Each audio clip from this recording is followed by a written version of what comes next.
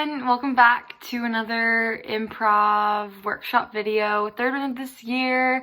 Check out Olivia's last week when she talks about focus sharing. Super awesome, informative video that I really think you guys should check out. I'm Jade. I did the first improv workshop video, so if you haven't seen that, I'd go check it out. So this week we are gonna talk about stakes, and no, not the juicy meat, but stakes as in why we care about a scene. So a saying that people are very familiar with is like, oh, the stakes are so high in this movie, in this TV show, or wherever. And what that kind of means is why you care about the scene. So the stakes are so high because something's happening that's really important. So within improv, we want to be making important scenes. So by adding stakes, that's a way that we can do that. Okay, so let's say we're doing a scene and it's about a burning building.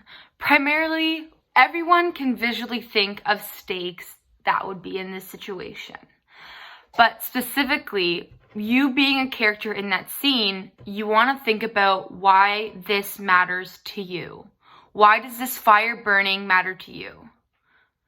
So thinking about it, let's say that I'm a mom that's exited the building and oh my goodness, my baby's still in the building and it needs to get out. Just in that moment, you created so many stakes for that character.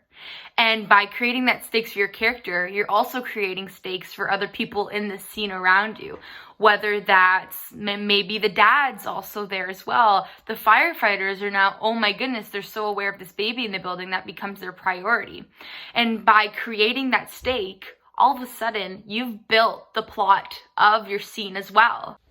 So by creating those stakes, we have now developed some ideas into what we're going to do with the plot of it, which is awesome within an improv scene because building the plot is like so important.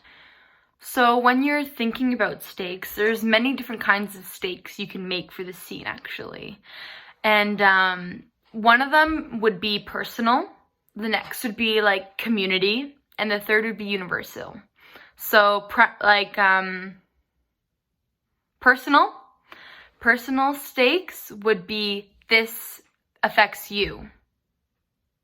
Community stakes, this affects you and the community around you. So like very local, like local stakes. And universal, this affects the whole world.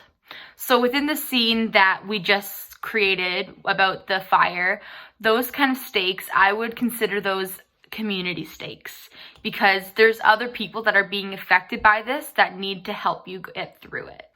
Now, let's say we didn't build those stakes in that scene about the community. We can think about what would be a stake that would affect one person.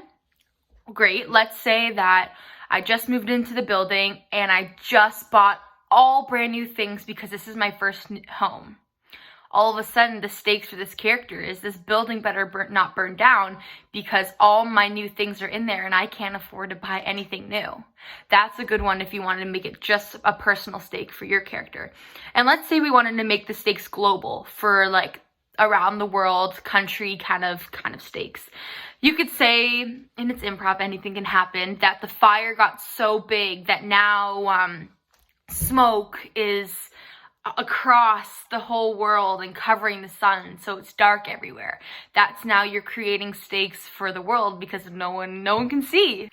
A lot of times creating stakes is really easy when you've already established a kind of relationship with the people that's in the scene.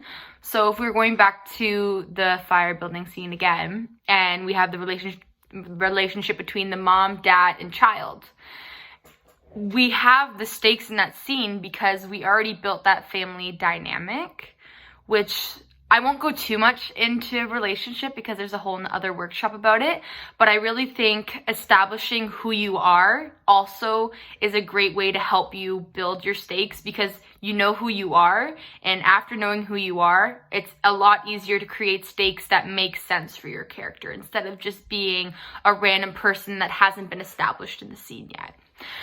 But If you're struggling with how to create stakes, because whether that's you think it's going to be inorganic or you just don't know how to verbally say it for it to make sense, what I've used when making scenes and adding my stakes is I've made if and then statements.